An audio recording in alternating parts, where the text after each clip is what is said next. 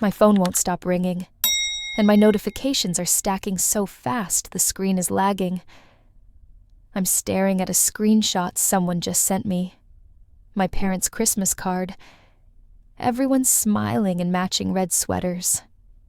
My sister Chloe front and center. My brother Ryan holding the dog like he's auditioning for a toothpaste commercial. And the empty space where I should be isn't even subtle. It's like I never existed. Under the photo, Merry Christmas from the Hartleys. And then, right under that in the group chat, my aunt has already typed, "Oh, beautiful. Where's Layla?" My mum replies with a single heart emoji like, well, that's an answer. My throat goes tight. My smartwatch buzzes again. Unknown number. Then another. Then Dad. Then Mum. Then Chloe. Then Ryan. Then Chloe again. Back to back like she's trying to break my phone.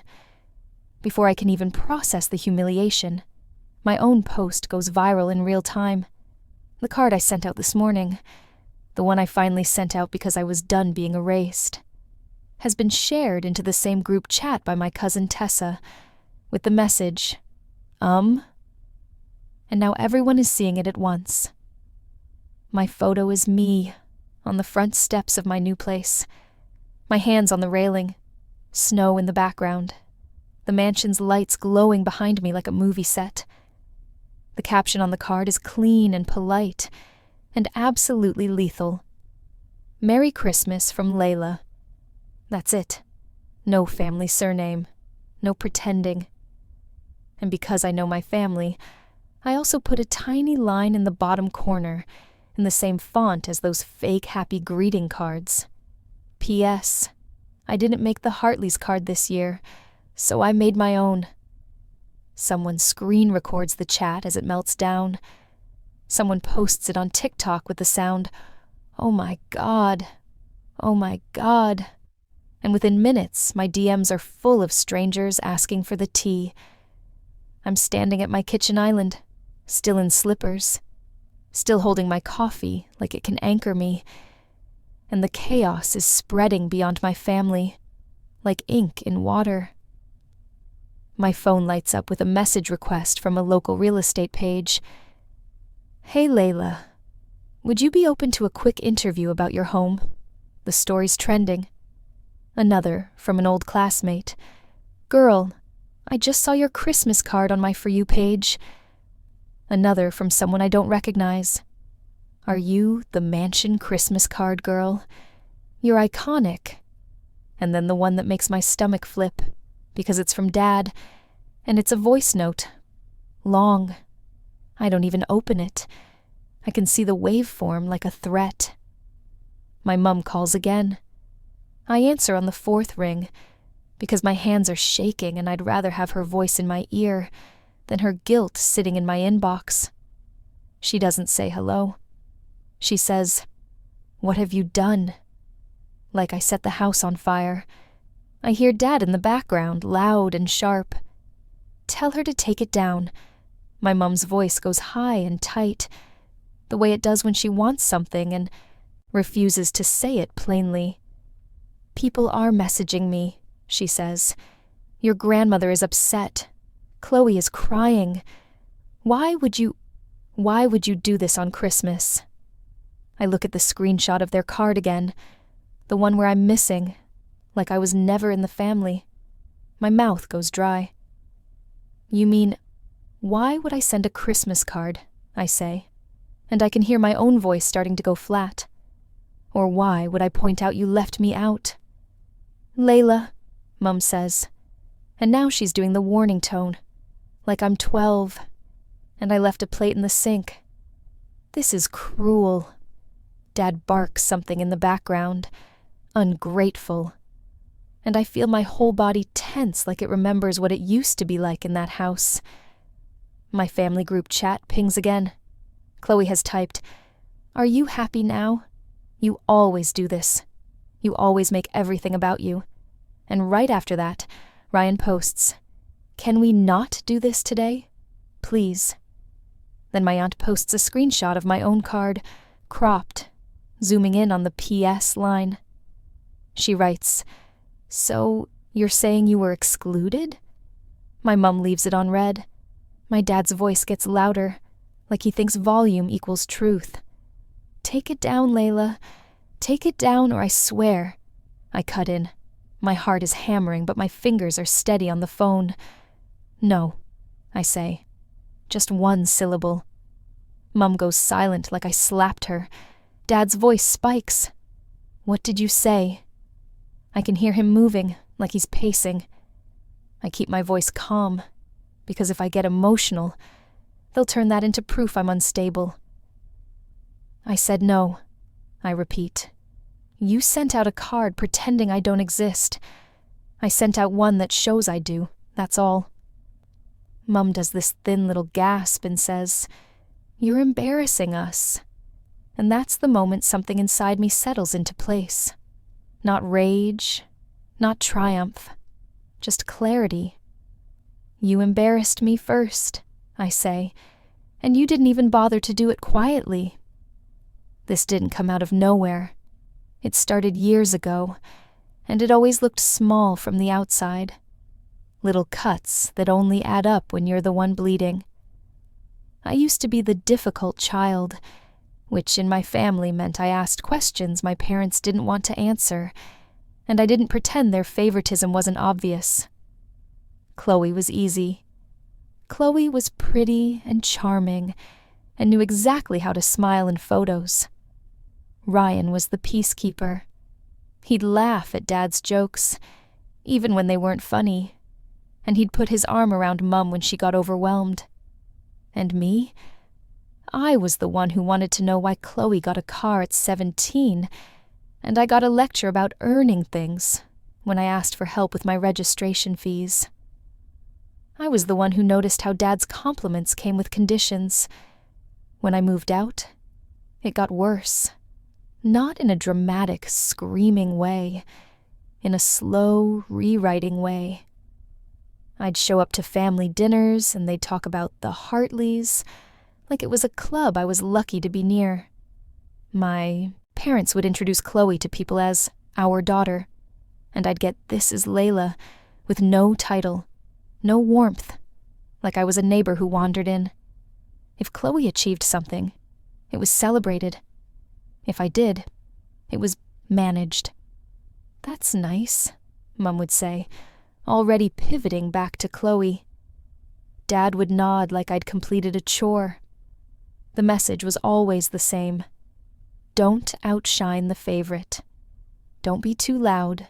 Don't make it weird. The year I started doing well financially was the year the tone shifted in a way I didn't trust. I run my own business. Nothing glamorous. Just a niche service I built from scratch. Long hours. Boring paperwork. Constant anxiety. It took me years to get stable, and I didn't have some dramatic boss babe moment. I had nights eating instant noodles and calculating whether I could pay rent and my contractor at the same time. I had months where one canceled client could ruin me. I had my laptop open at 2 a.m. in a silent apartment, rewriting proposals until my eyes felt gritty. My family didn't see any of that. They saw the end result, slowly. A nicer car, a better apartment. Then, this year, the house. I didn't even call it a mansion when I bought it, because I knew how that would sound. It's a big old place outside the city. More rooms than I need, a lot of upkeep. Honestly, sometimes it feels ridiculous. But it was mine. Mine without co-signers. Mine without family money.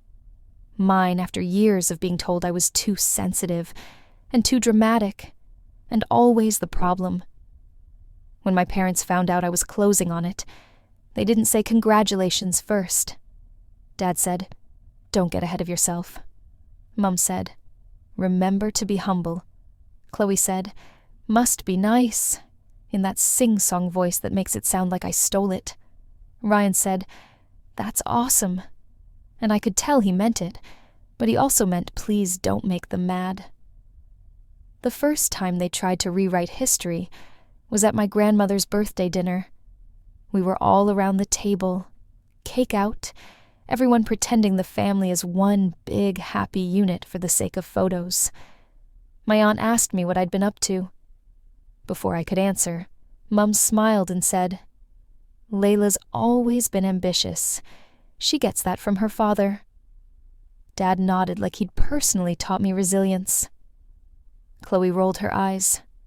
Something in my chest tightened, because I remembered the actual story. Dad telling me I was too much. Mum telling me to stop making things hard. Them laughing when I said I wanted to start a business because that's risky, and you don't handle stress well. After dinner, I pulled Mum aside in the kitchen. I tried to keep it soft. "Why did you say that?" I asked. "You didn't support me when I started." Mum's face did that flicker. Annoyance, then wounded innocence. "We did support you," she said immediately. "We worried, but we supported you." I stared at her, because it was like talking to someone who genuinely believes their own revision. "You told me to get a real job," I said. Mum shrugged. "That's just parenting," she replied. Like that erased the sting. "Don't hold grudges, Layla. It's not a good look." That not a good look thing is basically my family's religion. The actual emotions don't matter. The optics do. So Christmas cards, for my parents, are not a cute tradition. They're branding. Mum plans them like she's running a campaign. Outfit theme, background, smiles that show teeth but not too much. Dad positioned like the strong one. Chloe angled like she's the star. Ryan included so nobody asks questions. Every year, Mum posts the card and basks in the comments. Beautiful family. Gorgeous. So blessed. She loves it. I've always been included, until I stopped playing along. Last year, I couldn't make their early card photo day because I was traveling for work. Mum was furious. Not worried. Furious. "You always choose work over family," she said, "even though work is literally why I can pay my bills." She told me, "We'll do it without you then." I thought she meant we'll take a casual photo, and you can Photoshop in later. No, she meant, you'll learn a lesson. This year, I got the invite text in the family chat. "Card photo at 10 a.m. Sunday. Be there." I replied, "I can't. I'm out of town until Monday." Chloe immediately reacted with a laughing emoji. Dad wrote, "There you go again." Mum wrote, "Fine. Just that. Fine. No alternatives. No, when can you?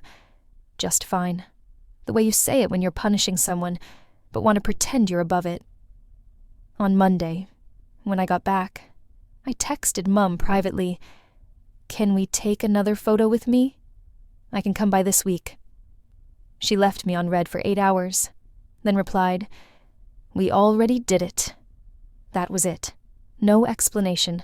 No sorry. Just, "We did it without you, and you don't matter enough to fix it." I told myself not to care. I told myself it was a stupid card.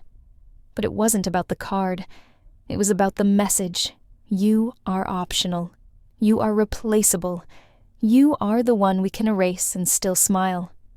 Then yesterday, my cousin Tessa texted me, "Hey, did you see the Hartley card?" and attached the screenshot. At first, I thought she'd sent the wrong thing. I zoomed in. I looked for the edge of my shoulder. A blur. Anything. Nothing. It was a full family card with me completely removed. Not even a "Layla couldn't be here." Not even a small name at the bottom.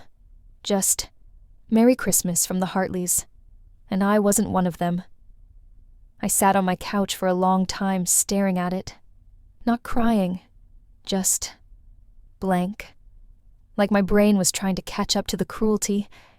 Then the humiliation hit in a wave, hot and prickly, because I knew exactly how it would go. Relatives would ask where I was. Mum would shrug.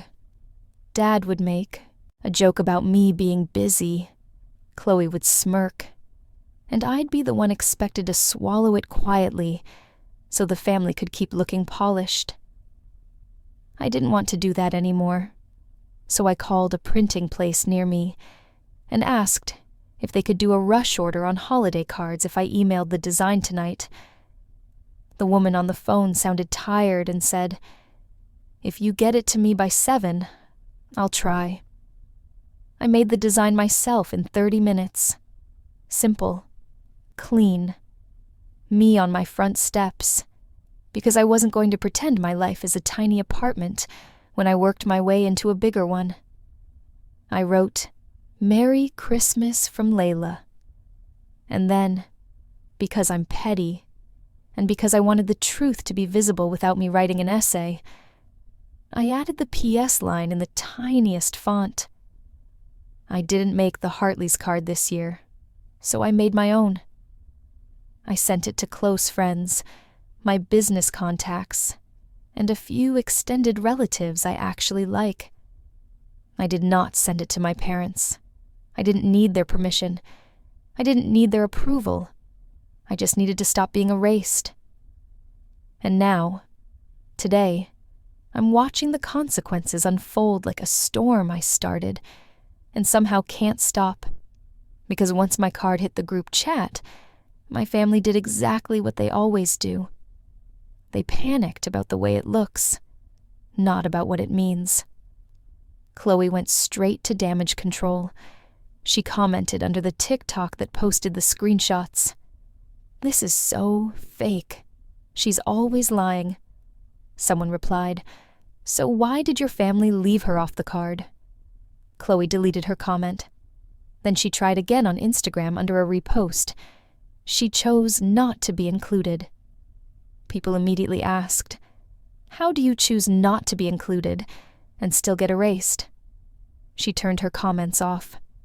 My Aunt Denise tried to play referee in the family chat.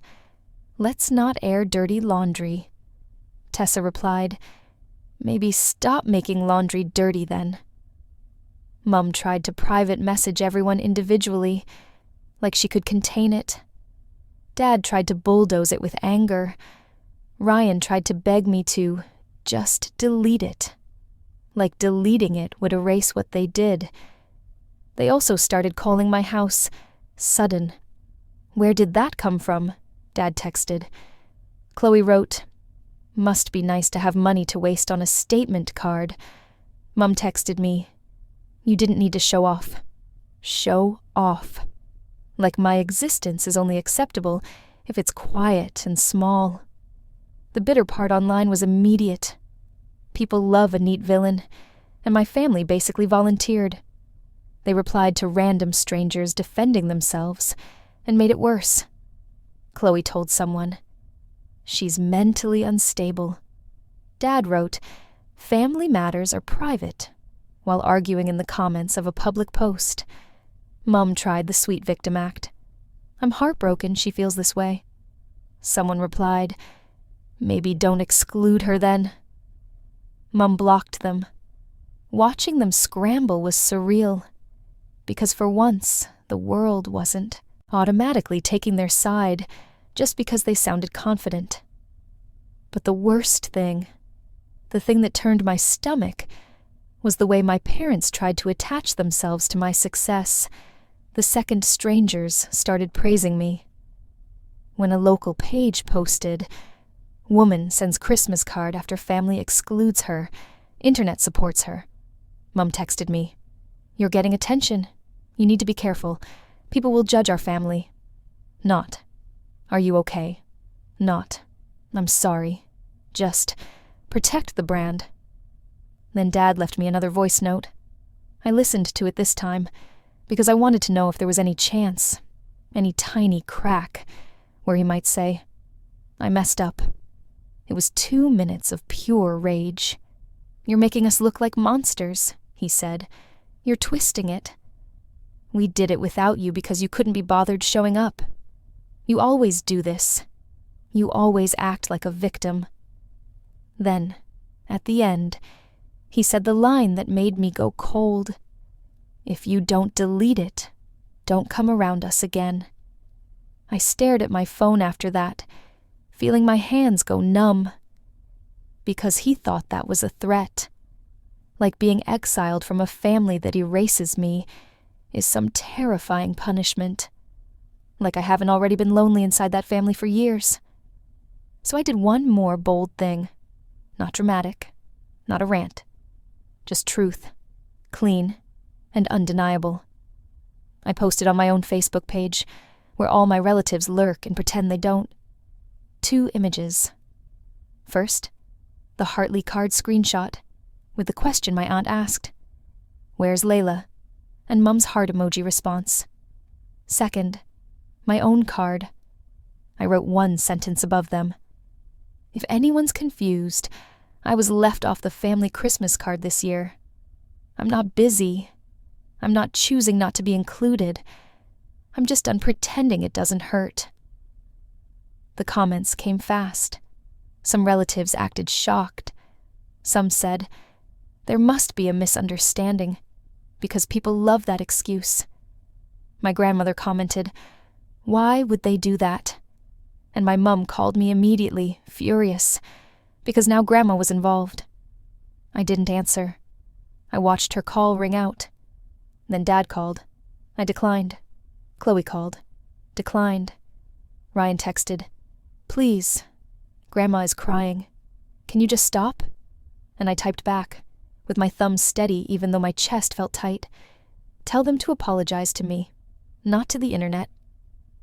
An hour later, Mum finally texted something that looked like an apology from 10 feet away, but fell apart up close. I'm sorry you feel excluded. You've been distant. I stared at it and felt that familiar heat rise, because I'm sorry you feel is not an apology. It's a way to blame me for my feelings. So I replied, you excluded me, on purpose. If you want to fix this, say that. 3 dots appeared. Disappeared. Then she wrote, you're enjoying this. Enjoying. Like standing up for myself is entertainment. I sat there for a long time, staring at the screen, remembering every moment I swallowed it to keep the peace. Every Christmas I bought gifts I couldn't afford, while Dad joked about me being high maintenance. Every family dinner where Chloe got praised for breathing, and I got corrected for having an opinion. Every time Mum told me, just ignore your father, like ignoring is a life plan. Then I did the final thing, the boundary, the one I should have done years ago. I texted the family group chat once, so everyone could see it, so nobody could twist it privately later. I'm not discussing this anymore. If you want a relationship with me, you can start by acknowledging you left me off the card and apologizing without blaming me. Until then, don't contact me. Merry Christmas. Immediately, Chloe replied, wow, so dramatic. Dad replied, don't bother coming here again. Mum replied, this is breaking my heart. Ryan replied, Layla. And then nothing, like he couldn't find words that didn't feel like betrayal. I didn't respond. I didn't argue. I didn't explain. I just went through and muted the chat, then blocked Dad's number, then blocked Chloe's. I left Mum unblocked for one reason only.